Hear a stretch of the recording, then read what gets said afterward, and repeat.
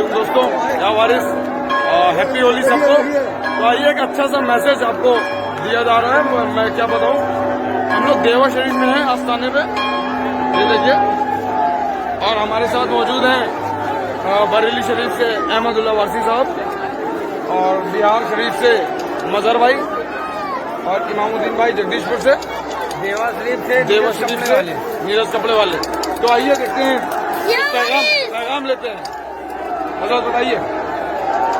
मैं ये मैसेज देना चाहता हूँ सभी भाइयों को, सरकार आलम पला का मैसेज आम करना है। मोहब्बत करो, सुनो सुनो मोहब्बत करो। और इस मोहब्बत में जो है, जो नफरत बनाने वाले उनके लिए मैसेज है कि यहाँ पर पहचान लो कि कौन हिंदू है कौन मुसलमान है। पहचान लो कौन हिंदू है कौन मुसलमान है। नीरज के बाद हाउस देवा शरीफ, पहचान सको तो पहचान लो कौन हिंदू कौन मुसलमान है। देखिए नीरज के बाद हाउस देवा शरीफ अहमदुल्ला वारसी, पहचानिए।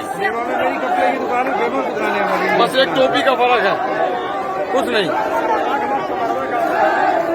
बाकी और देखिए, अब देखिए, पहचानिए आप कौन हिंदू है।